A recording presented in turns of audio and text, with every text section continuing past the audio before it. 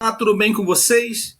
Então, daremos sequência ao assunto reforma religiosa.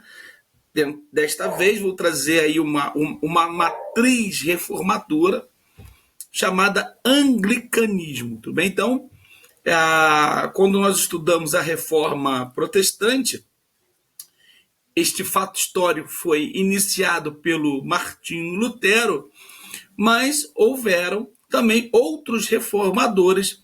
Então, eu vou fazer 2 vídeos falando justamente desses reformadores. Vou falar agora do Henrique VIII, que ao contrário de Lutero e de João Calvino, não é nenhum filósofo ou teórico.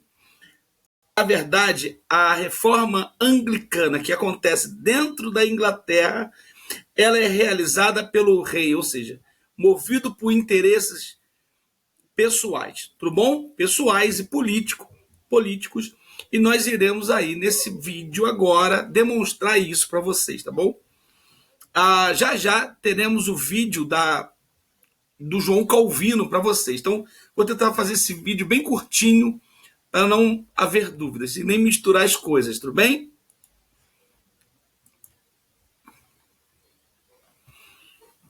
Lembrando que este trabalho é realizado pelo Colégio Paulo Freire, né, nosso glorioso Centro de Convivência Educacional, Colégio Paulo Freire.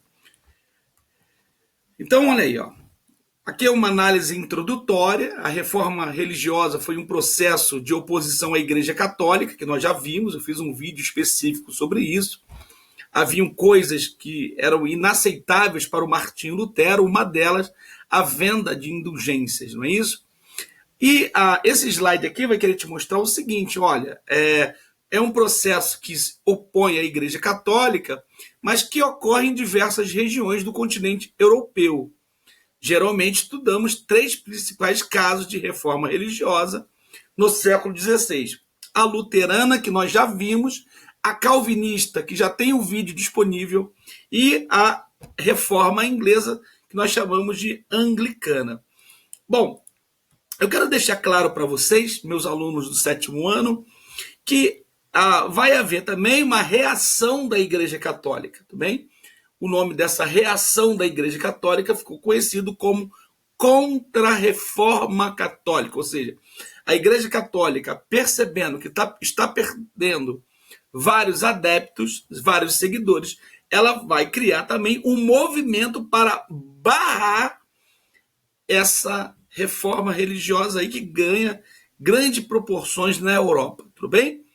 Então, já vou fazer um vídeo também falando sobre a Contra-Reforma Católica.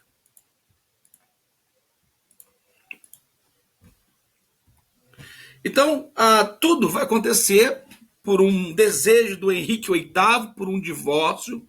Ele é casado com a Catarina de Aragão, nada mais, nada menos que filha de Isabel de Castela e Fernando de Aragão, ou seja, 2 monarcas muito extremamente católicos e contavam com o apoio do Papa. Certamente, diante desse quadro de reforma religiosa, o rei Henrique VIII jamais ia conseguir que o Papa ele concedesse o divórcio, né?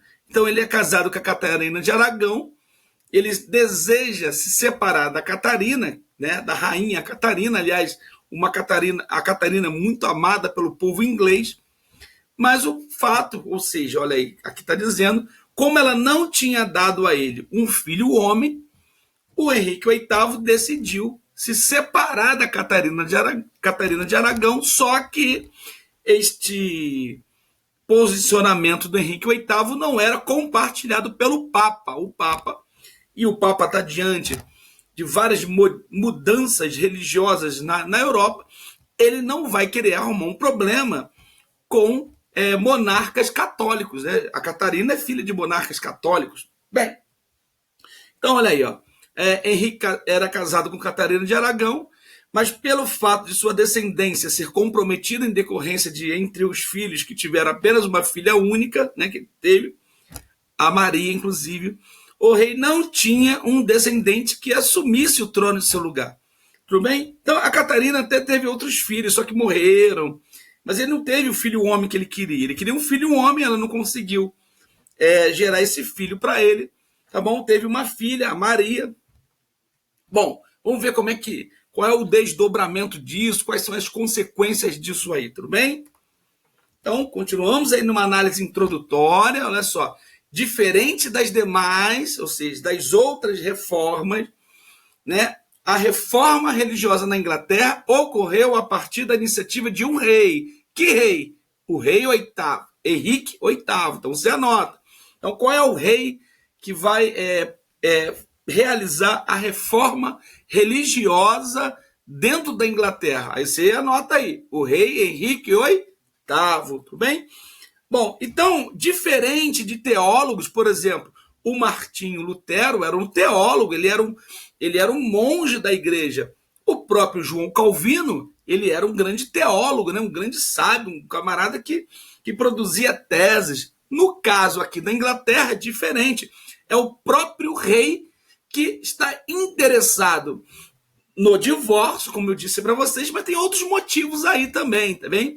Vocês já vão logo perceber que existem outros motivos que vai fazer a do Henrique VIII, né, essa vontade de romper com a Igreja Católica. Você vai perceber aí já, tá? Vamos ver. O motivo que levou o soberano inglês a se desligar da Igreja foi a não aceitação do pedido de divórcio enviado ao Papa, né? O Papa Clemente VI não aceita o divórcio, já disse para vocês o motivo. Catarina é filha de uma nobreza católica espanhola, então o Papa, não, né, principalmente nesse momento de reforma religiosa, ele não vai arrumar problema com católicos.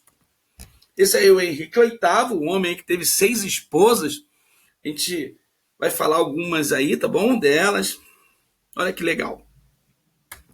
Os interesses da monarquia, tá bom? Aí que eu disse a vocês. Então, o motivo gerador é o divórcio.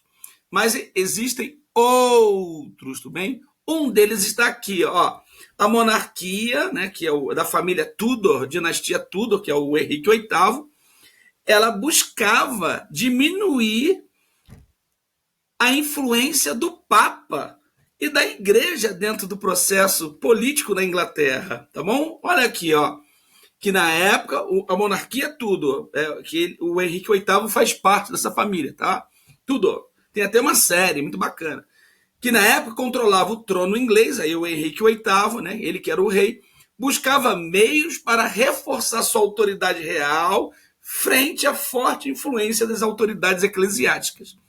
Essa autoridade das autoridades eclesiásticas, anota aí, é a igreja que está falando, é da igreja, tá bom?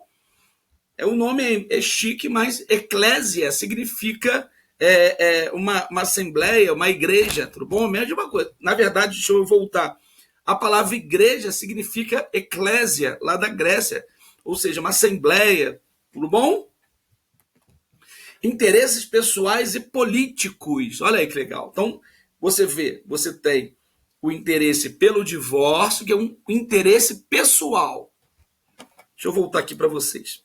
Então, reparem, quem realiza a reforma na Inglaterra? O rei Henrique VIII. Beleza? Bom, ele tem um interesse pessoal. Qual é o interesse pessoal dele? Se divorciar da rainha Catarina de Aragão. Motivo: ela não gerou para ele um filho homem. E ele se preocupava com a questão da sucessão de tronos, né? Ele queria deixar um herdeiro na linha de sucessão. Bom, lembrando que na Inglaterra, nesse período, ela está passando por um processo de centralização administrativa, né? E essa centralização administrativa, nós já discutimos muito, que é o fortalecimento do poder do rei, o absolutismo monárquico, ok? Então, o rei Henrique VIII, ele é um rei que vai consolidar o absolutismo na Inglaterra. E, para isso, ele tinha planos de deixar um sucessor homem, filho do sangue dele. O problema é que a Catarina, apesar de ter tido outros filhos, mas morreram. E a única filha que ficou desse casamento foi a Maria, né? Depois vai até se tornar rainha da Inglaterra como Maria I. A gente vai ver isso aí, tudo bem? Bom, além desse interesse pessoal de ter um filho homem para ficar na sua linha sucessória, ele precisava do divórcio, ele acreditava que a Catarina, inclusive, já estava muito doente, ela não daria a ele o filho homem que ele desejava. Então, esse é o primeiro passo. Mas há também o interesse político. Qual o interesse político? Diminuir a influência da igreja nos assuntos políticos. Tudo bem? Então, repare, eu quero o divórcio, é um assunto pessoal, e tenho também uma intenção de eliminar a influência da igreja nos assuntos políticos da Inglaterra. Tudo bem? E tem um outro elemento econômico que vocês já vão perceber aí. Tá? Bom, deixa eu ver se eu consigo achar aqui logo. Economia, olha só que legal que eu falei para vocês. Então, politicamente, eu quero afastar a presença da igreja. Na questão econômica, lembrando que a igreja ela possuía terras, tá bom? E outras riquezas. Então, se eu elimino essa igreja da Inglaterra, eu vou controlar essas riquezas dela. Então, existiam muitas pessoas que apoiavam o rei, que estavam interessados nos bens da igreja, tudo bem? Principalmente, olha aí, ó, as terras dos mosteiros que foram vendidas a vários nobres, comerciantes e fazendeiros, tá? Quem vai se dar bem nessa história toda foram os membros da pequena nobreza ligados ao comércio e atividades econômicas, tá? Lembrando que o capitalismo já está surgindo na Inglaterra nesse período. Então, anota aí o que eles desejam: bens da igreja, confiscar isso, tá bom? Terras e outras riquezas, tá? Bom, e aí se vende essas terras e riquezas da igreja para nobres, comerciantes, fazendeiros, tá bom? Então é lógico que essas pessoas irão apoiar o rei. E para isso, tá bom? O que ele vai fazer? Presta atenção. Anota aí, tá? No ano de 1534, o rei obrigou, através do chamado ato de supremacia, anota isso. O que é ato de supremacia? A gente tem que pensar desse jeito. O que foi o ato de supremacia, tá bom? Então vamos ver o que foi o ato de supremacia, ou seja, que fosse criada a igreja anglicana, com a qual sobrepunha o poder do Estado sobre o poder da igreja. Vou explicar isso direitinho. Além de estar sob a autoridade do Papa, garantindo assim a ampliação do poder da monarquia, o Estado expropriava as inúmeras terras pertencentes à igreja. Então, preste atenção. Esse ato de supremacia foi uma lei que ele cria, uma regra que ele cria, onde o rei vai ser o chefe da igreja. Então ele está criando uma nova igreja, tá? Ele rompe aí com a igreja católica através do ato de supremacia. Ele vai criar uma nova igreja e o rei vai se sobrepor sobre essa igreja. Anota, o rei agora é o chefe da igreja que surge na Inglaterra, tá bom? E é assim até hoje. Bom, e também com esse ato você garante a ampliação do poder da monarquia sobre a igreja e vai expropriar, ou seja, vai tomar inúmeras terras pertencentes da igreja. Tudo bom? O que foi o ato de supremacia? Bom, se esse slide não ficou legal, esse aqui vai ficar ótimo. Vê se não fica. Olha só, Marcão é perfeito. Olha só. O ato de supremacia foi uma espécie de lei criada pelo rei da Inglaterra, Henrique VIII, em 1534, pelo qual ele se tornou o chefe supremo da Igreja Anglicana. Dessa forma, ele substituiu o poder do Papa no território britânico, Inglaterra, tá? A decisão também o tornou o anglicanismo a religião oficial do reino inglês. Tudo bem? Beleza? Tranquilos aí? É fundamental que vocês estudem sobre o ato de supremacia na Inglaterra, tá bem? Alguns pontos vocês precisam anotar nesse caderno. Primeiro passo, né? O que foi o ato de supremacia? Foi uma lei criada pelo rei Henrique VIII. Né? Na verdade, ele vai obrigar o parlamento a criar essa lei. Bom, nessa lei, ele será o chefe da nova igreja. Ele vai ter a supremacia, ou seja, a supremacia sobre a religião. Ele é o chefe da igreja. Tudo bem?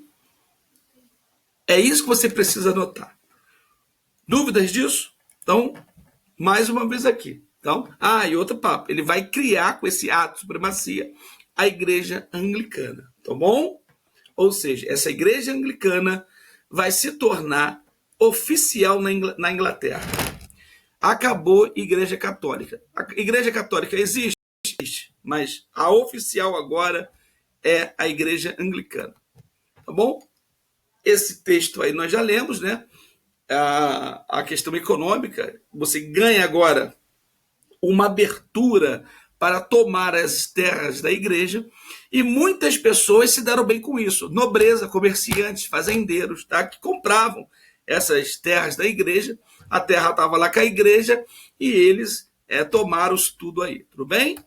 Bom, olha aí, ó, o ato de supremacia novamente, né? Segundo os ditames da nova igreja, o rei da Inglaterra teria o poder de nomear cargos. Por exemplo, ele que vai nomear o bispo, ele que vai nomear as autoridades da igreja, porque ele tem a supremacia. Ele é o chefe dessa igreja, ele que manda e desmanda. Tudo bem? Bom, a partir dessa nova medida, olha aí, ó, era o que ele queria. Olha aqui, vou até... Ó, olha aqui. A partir dessa nova medida, ele consegue o quê? O divórcio que ele tanto queria. E ele vai casar, né? A primeira esposa dele após essa nova religião, uma moça chamada Ana Bolena. Na verdade, o Henrique VIII já tinha uma amante, mesmo casado com a Catarina, agora ele se divorciou, tá? E ele tinha uma amante, e essa moça tinha uma irmã que se chama Ana Bolena, ele acabou se apaixonando por ela, e eles casaram, tá? Os dois casam, inclusive, dentro dessa nova igreja, a igreja anglicana, tá? Bom, para título de curiosidade, o Henrique VIII, ele queria o quê? Lembra? Um filho homem. Vocês acreditam? A Ana Bolena não dá a ele o filho homem que ele tanto queria. Não conseguiu. E com o passar do tempo, nada de vir esse filho homem. Na verdade, eles só tiveram um filho. Na verdade, uma linda menina e poderosa menina. Ela vai ficar conhecida na história como a Elizabeth I. Olha, a rainha Elizabeth foi uma das maiores rainhas que esse mundo já teve, tá?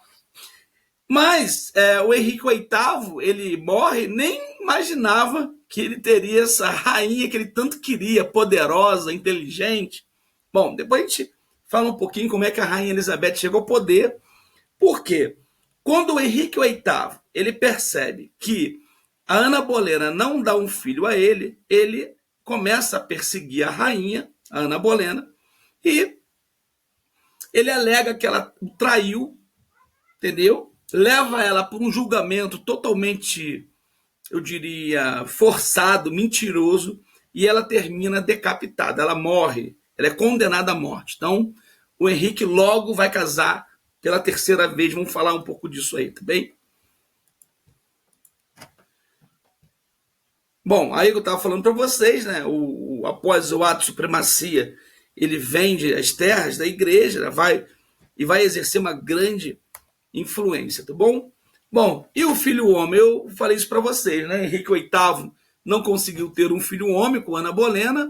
A filha do casal, Elizabeth, torna-se rainha anos depois. Ana Bolena foi acusada de traição extraconjugal e condenada, decapitada em 1536. Henrique VIII ainda se casou mais 4 vezes, sendo que no terceiro casamento conseguiu ter um filho homem, o Eduardo, tá? Anota aí, o Eduardo vai se tornar um rei. Logo assim que o Henrique VIII morre, ele será um rei, tá? Ele vai governar como Eduardo VI. Só que ele tinha 9 anos de idade, ele não governa, na verdade, quem vai governar para ele são regentes, pessoas preparadas até que ele fizesse a idade, né? Para ser um rei. Só que o Eduardo VI era muito adoentado, ele sempre teve problema de saúde, e ele vai morrer se eu não estiver enganado, com 15 anos de idade, ele morre por tuberculose, tá bem? E quem vai assumir? Quem vai assumir vai ser uma prima dele, que ele declara, e ela não fica um mês nesse governo, a Jane, rainha Jane, mas ele poderia ter colocado as irmãs, que seriam a Maria e a Elizabeth, né? Mas não é isso que ele faz, ele coloca uma prima lá para governar. Os ingleses não estão satisfeitos com isso, e eles tiram essa Jane do poder e acabam subindo o poder a Maria, tudo bem? Bom, a Maria I, ela era extremamente católica, tudo bem? Ela é muito ligada com a Igreja Católica, ela tenta reativar o catolicismo de volta. Entretanto, a Maria I, ela vai ter os seus filhos e ela tem um câncer no útero, nessa região, né? E acaba morrendo também. Quem vai assumir o governo será a rainha, vai ser a Elizabeth, tá bom? A Elizabeth I. É muito interessante essas histórias aí. Mas vamos, né? Então, quem foi a Catarina de Aragão, que eu falei para vocês, era a esposa do Henrique VIII, né? Ela na verdade, tem umas histórias curiosas, assim, né? A Catarina de Aragão, ela não casou com Henrique VIII I, né? Então, ela foi casada, na verdade, com o irmão do Henrique VIII, o Arthur. Só que o Henrique VIII, né, com esse irmão dele, o Arthur morre. Tá? Você vê que eles têm problema de saúde, né? O Arthur morre. Então, o que eles fazem? Eles casaram a Catarina com o Henrique VIII. Bom, e ele vai alegar um monte de coisas, diz que não, eu tenho que separar dela, porque ela já teve um marido, enfim, tá bom? Mas o grande fato mesmo, a Catarina, ela não vai ficar com ele mesmo, né? O Henrique que não quis, por conta de que ela foi incapaz de produzir um herdeiro masculino para ele, né? Ele queria um filho, um homem, ele teve lá o Eduardo, a gente vai mostrar para vocês como é que o Eduardo nasce, tá bom? Beleza? Mas a Catarina de Aragão, como eu disse para vocês, ela era uma rainha muito empenhada em obras de caridade, né?